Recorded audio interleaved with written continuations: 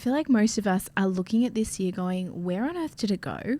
What have I been doing with myself? And how do I make sure that the next half of the year we actually see some progress? That's what we're doing today. First part of the mid-year reset, where we do an audit of our goals and our current habits and systems. We reset, we realign, and we remind ourselves that we still have 6 months left of the year. It's not over yet.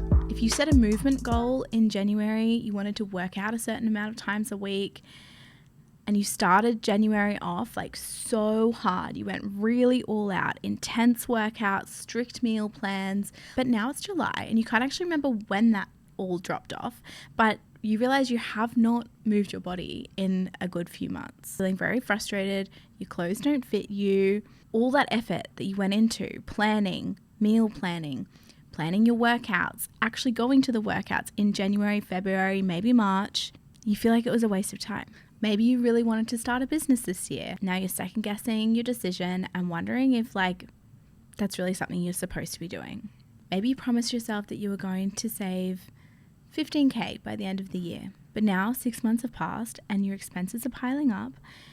You're anxious every time you check your bank account and you feel so much pressure and overwhelm as we go into the second half of the year. Feelings of why does everyone else seem to be able to reach their goals but I can't are rolling on in.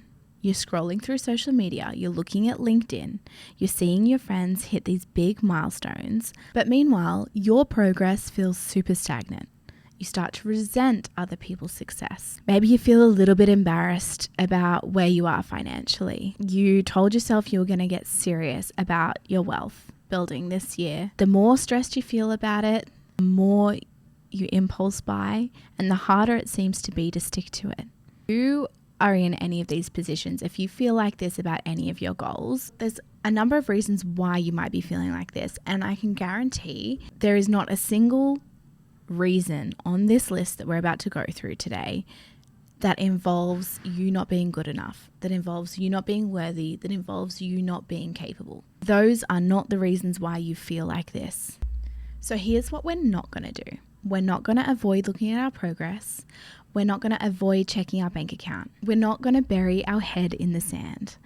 We're not going to put ourselves into an anxiety crash out because we avoid talking or thinking about money, our financial situation, and our big life goals. We're certainly not going to pretend that our January goals don't matter or pretend that we just can't achieve them because we're not capable of that, because it's not meant for us. It's really important that we do this audit, that we figure out what's going on so that next time we set goals, we do it correctly and we trust ourselves that when we say we're going to do something, we do it. We trust ourselves to take that action. By the end of this coffee chat, I want you to have a clear sense of what goals truly align with your values and some practical ideas of micro changes that you can implement right now to build better habits. And I want you to walk away from this coffee chat with a fresh mindset to tackle the rest of the year with confidence. If you know someone who has been struggling with their goals, their mindset, or just with this year generally, please share this episode with them.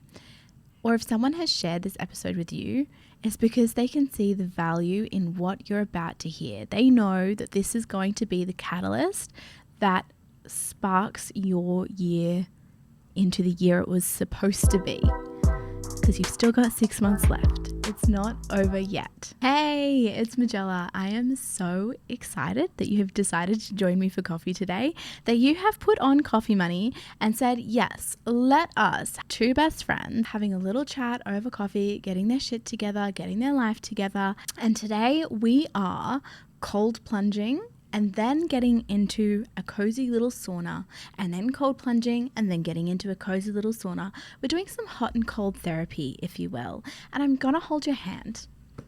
I'm gonna hold your hand while we do this because I know you're nervous, and I'm going to have to peer pressure you just a little bit to make sure you jump into that cold plunge, because it will do you wonders. The money audit, the audit process, the money audit, the check-in, the review of your progress, it has to be done. this is the cold plunge part. It has to be done. You have to lean into this discomfort. You have to think about how good it's going to feel once you know what is actually going on.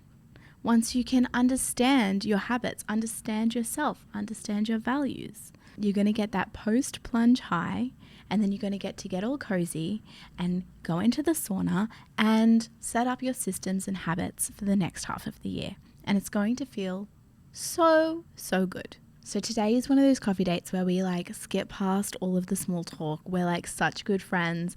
Okay, so I'm not going to make you just straight up cold plunge. We're going to do a little warm up, okay? And the first thing that we're going to do is check in with your goals. We're going to specifically talk about your money goals, but you might have other goals, career goals, health goals, whatever your goals are, you can apply this audit process. So the focus of this little warm-up, the intention of the warm-up, if you will, is to really assess your goals and see if they come from your own values, if they are coming out of you, out of your desires, or if they are coming from external pressures, family expectations, social media, culture. Are they yours, or are they other goals that are being imposed on you? Maybe not directly, just by this is what everyone's doing, therefore this is what I should do. For example, you might have a goal that you want to own your own home, but your values lean more towards financial freedom, wealth building, spontaneity, travel. And what you might not realize is that home ownership ties you down with financial and lifestyle commitments. So what we would see here is a misalignment. Maybe you have been aiming towards career success, lawyer, doctor, any sort of career that you really need to go all in on. You really want to be a CEO, but you really actually value family time, being present with your children, being creative, having other hobbies in your life, running. You value your life outside of work. This is a misalignment because you feel torn. You feel guilty about being away from your kids. You feel like you're failing in your family life. You start to feel anxious and disconnected from what really brings you joy and makes your life feel rich. All of these goals that come from societal pressures, or family pressures, or cultural pressures, they leave you feeling stuck, overwhelmed, and questioning if it's worth it. When you don't feel aligned to your goals, there are two things that happen. One is that you don't achieve them because you don't have a strong enough drive to push through the resistance and to actually make it out the other end. Number two is that you reach the goal because maybe the external pressure is great enough, but then you feel empty on the inside. You feel well, what now? What was that all for? Why am I doing this? So have a think about your values. I think that's the first step, but we're going to focus more on values next week. But think about your values, what is truly important to you, what truly brings you joy, and then look at your goals and see if they align, if they match up. Because if they don't, you might want to consider choosing new goals or tweaking the goals to align more with your current values and what is going to bring you a meaningful, rich life that really gives you a sense of purpose. Value-driven goals makes a huge difference to being able to push through the really difficult times, and there will be difficult times. Okay, now this is the part that might be super difficult. This is the cold plunge part. This is the audit of what is working and what is not working. This is the part where we review your spending, your saving, your investing habits, or your progress or your habits in your other goals. It is so overwhelming and stressful to look at your bank account and really get into the numbers and review your spending and get honest with where you're at. It's uncomfortable. That is just the truth of the matter. It's scary and it makes you feel not great. But I'm going to let you into a little secret. Avoiding your finances, and anything really, makes it even worse. Every time you avoid it and you don't look and you don't open your bank account, each time you blindly tap and hope that it goes through, your brain is filling the void of knowledge, of truth, of facts with worst case scenarios. it creates this icky feeling in the pit of your stomach, and you feel ashamed of where you're at. And even worse, you assume that everyone else around you has everything together and is on top of their money and is in a better position than you. But there are two things that might happen when you take that leap and actually look at your bank account and assess where you're at financially. One, it might not be as bad as you think. And what a relief that would be. Maybe you've saved more than you thought. Maybe that worst case scenario was like so big in your head that you're actually like, oh, okay, I can take a breath. That's not as bad. Or two, it's as bad as or worse than you thought. This might make your heart race. It might make your breathing quicken, just like a cold plunge. But now you know. Now you can make a change, and now it won't get worse. You can intercept that snowball as it's gaining speed going down the hill. Sometimes we open our bank account and we go, shit, it's way worse than I thought. But then once you start to get into the numbers of it all, the solutions, the habits, the systems, we realize, hey, actually, this can be fixed quite easily. And then it turns into a scenario that actually it's not as bad as we thought. So once you sit with the discomfort and you come up with solutions, you allow your breath to slow, just like in a cold plunge, and you find it actually bearable. You can do it. Once you set up the systems and the habits, you feel way better, invigorated, empowered even. Just like when you get out of a cold plunge, you feel energized and ready to take action. So what are the actual steps here? What are we doing to review our spending, track our progress, and understand what our money habits are? The actual steps are as follows. 1, pull your transactions from the last 3 months across all of your spending accounts, including credit cards. Review each line item and categorize it. Add up the category, work out how much you've spent for like clothing or how much you've spent in eating out, how much you've spent on groceries, and then turn it into a percentage of your income. Sit with those figures. Listen to your body. How does it feel? Does it match your expectations? Does it match your values? Now, our habits often identify our values, but there can be a point where our actions are misaligned with our values, and so we need to bring them back together. This method of reviewing our spending means that we don't have to track our spending. I hate tracking your spending. I think it's the silliest thing. If you say, okay, I'm going to sort out my finances and I'm going to start tracking my spending to see where I'm at, and so you track in real time, it means you can't actually make a call. You can't do any of the review for at least a few months because you have to track in real time. So let's look back at the last 3 months and use that, and then we can get it all sorted today. I also just don't like the idea of tracking. It's kind of like only for a very select type of person. I would forget to do it. I would just straight up forget. And then I'd be like, oh, another week's gone by and I haven't tracked my spending. And then that would build the anxiety, and then I just wouldn't do it. Just do a review of the last 3 months of your spending, and that will give you enough of a snapshot of what your habits are. Once you understand your habits, you can then create a proper intentional spend plan, which we will go through in another episode. And then that spend plan will track itself, so you don't have to do any tracking. So this method that I've just outlined for your money, this works with any goals that you've set this year. I know I just went on about how I don't like tracking your spending, but it's really important to track your goals, whether that's on your phone or written down on paper. You need to track what actions you're taking towards those goals, because if you haven't tracked, how do you know your effort? How do you know your progress? And then also, how do you know if you can judge your progress? If you're a runner and you have a pace goal, for example, you're like, oh, I'm not hitting my pace for my 5K. If you haven't tracked your runs up until now, how can you look back and evaluate and say, yeah, actually, I've put in enough effort. Maybe I need to change up my training plan. Maybe I need to change up my diet. If you don't track it, you can't evaluate. Or you can look back and go, oh, well, actually, I didn't stay consistent. I've maybe done one run every 2 weeks instead of 2 or 3 runs like I was supposed to. Then you can kind of evaluate what the next steps are. Like I said, I don't like tracking your spending because it's tracked for you. It's in your statements.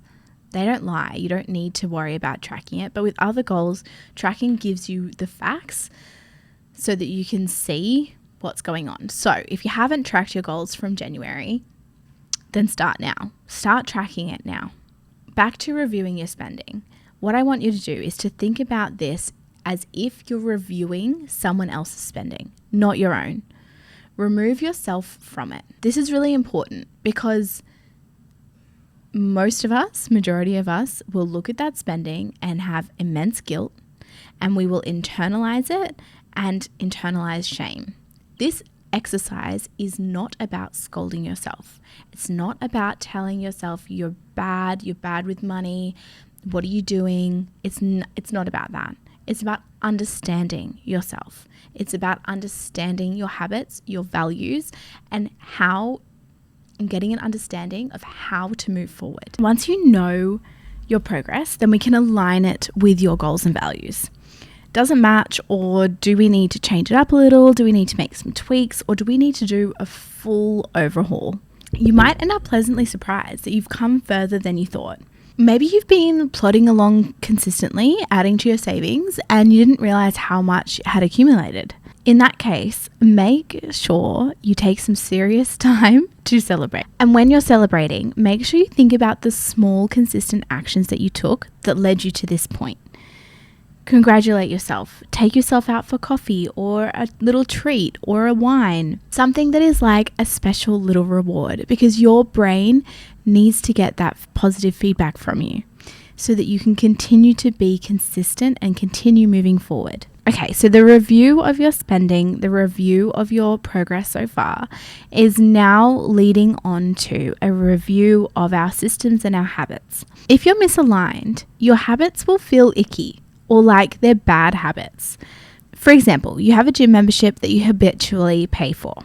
You value health and it feels good. When you look at that line item on your expenses, you think, yeah, that feels good. I show up and it improves my life. So that is something that feels good.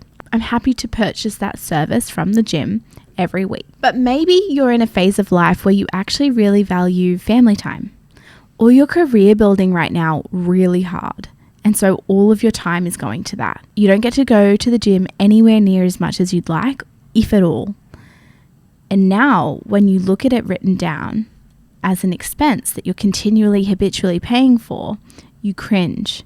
You get that icky pit in your stomach because you feel like you should be going, but you don't. The cringe, that icky feeling, is telling you something. It's a guiding force. Our feelings are guiding forces and we need to listen to them. Our feelings are not bad and they're not something to be ignored or avoided. They're something to be listened to because they are indications that either that things are going well and to continue doing that, or that things need to change. So if you have a cringy, icky feeling looking at that expense line item, the gym membership coming out every week, every fortnight, listen to it. It is telling you that yes, whilst you would like to focus on health right now, it's not possible. It's not a priority in this phase of life. So therefore, you need to align your actions with your values by cancelling that gym membership. Or you might need to reevaluate the prioritization of your values. Maybe the cringe, that icky feeling, is telling you that you actually really want to be prioritizing your health. You want to be going to the gym. And therefore, you need to change your habits, change your actions, make space in your routine to allow for that to happen. You need to reprioritize that value. It needs to take a step up the ladder, and something else will need to take a step back. You have to know that. You have to know that you cannot prioritize all values, all things, all at once. There has to be an order of prioritization. We are not robots. There's only limited hours in the day. We cannot do everything all at once. So you have to make sure that you know which one is important to you right now, which value needs to take a step up to the forefront of your life right now. Another example, maybe you had a goal this year not to buy coffee because you wanted to save money. You're looking through your statements and you realize that you have been buying coffee almost every single day and you are berating yourself right now. But let's stop and think, why did we set that goal? Is it because society tells you that buying coffee will stop you from buying a house? Is it because buying coffee is seen as frivolous or wasteful? By looking at your habits and seeing that you buy coffee nearly every day, that is telling us that you actually do value buying coffee. Maybe it gives you the dopamine hit that you're looking for. Maybe it's me time at a cafe. Maybe it's break time when you're at work or socializing time when you're at work. Maybe it's the taste, the social environment. Whatever it is, you enjoy it and it brings value to you. In this case, is buying coffee a problem? Could you make room for it in your budget? You could intentionally spend money on coffee, give yourself permission to spend that money and cut back somewhere else that doesn't bring you so much joy. This way you let go of the guilt and you set goals that actually align with your values. You set goals that you actually want to work towards. Or maybe the goal was perfect. Maybe there was nothing wrong with the goal. It's actually the habits that are misaligned.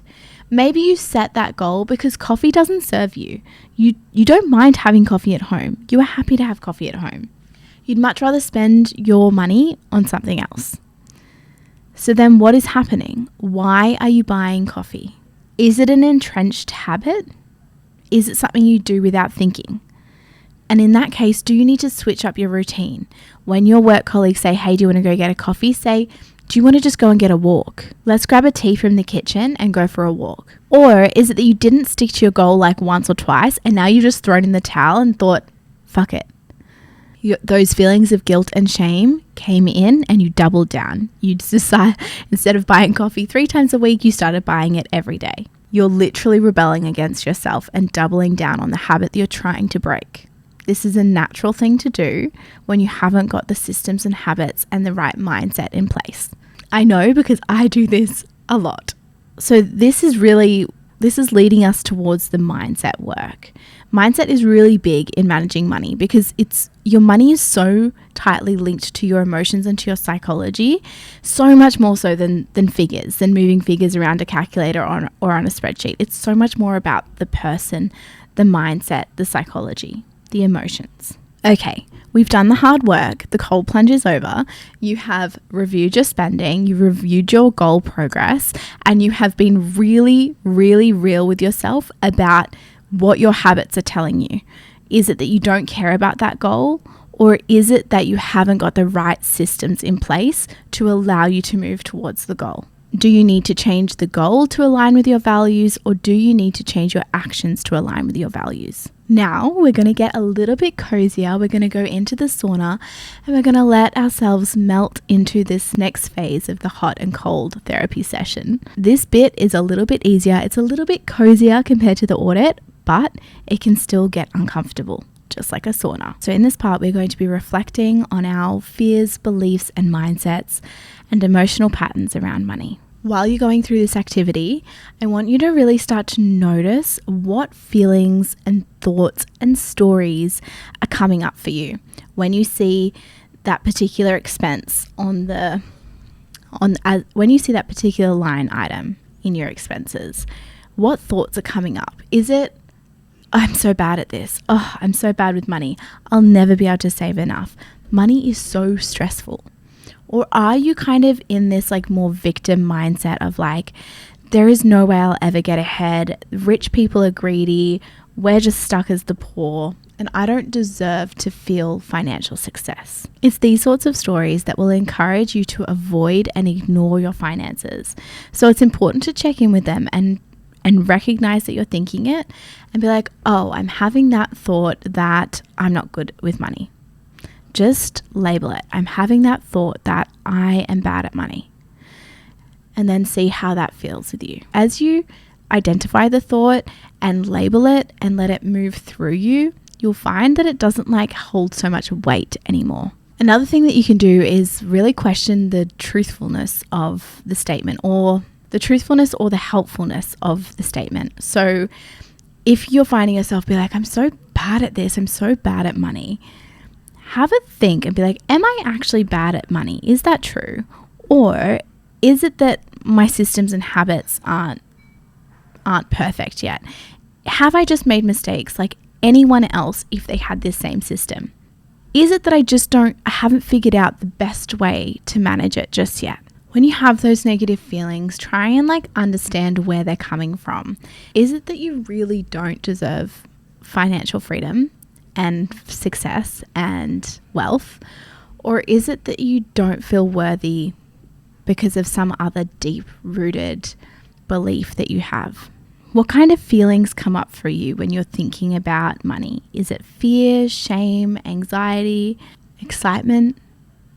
These feelings, these emotions are clues as to where your mindset might need a little extra tender care. This sounds a little cheesy, but it can be helpful to try and replace those thoughts.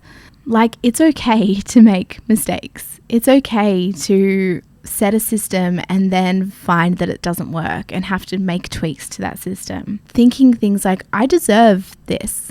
I deserve financial peace. I deserve wealth. The more wealth that comes to me, the more I can share that wealth with others. I am allowed to pursue wealth. Give yourself permission. I think this is where like the values element really helps. And so like next week's episode is going to be really helpful. But if you can understand your values, you can tie your wealth building pursuit to those values, and it makes it feel less icky or shallow or materialistic. It makes you understand wealth is a tool to help you live your dream life that is filled with freedom of time, peace, and generosity. It is not just about having fancy cars and the biggest house. It's about having time, peace, and generosity. So a quick recap. We have audited our goals. Are they ours? Do they align with our values? We've audited our progress so far. We've identified what habits and what systems are letting us down and where they might need tweaks. In our next session, we will be looking at setting up the systems and the habits that are really going to push us towards success for the next half of the year. And thirdly, we have audited our mindset. We have reframed our old mindset and aligned it with our values. And just on that, like, you could replace or reframe those thoughts with things like, I am someone who's good with money. I am financially savvy. I am a good saver. I am someone who can get through hard things. I am someone who takes things head on. I am someone who doesn't avoid their finances. For other goals, like I am a runner, I am an athlete, these sorts of thoughts, these types of thoughts really help us to like embody our values and our goals and then take that through to our systems and our habits. I had so much fun in this little cafe work session, and I'm really excited for our next one. So come prepared next week for an exciting little cafe work date. Okay, see you then. Love you. Bye.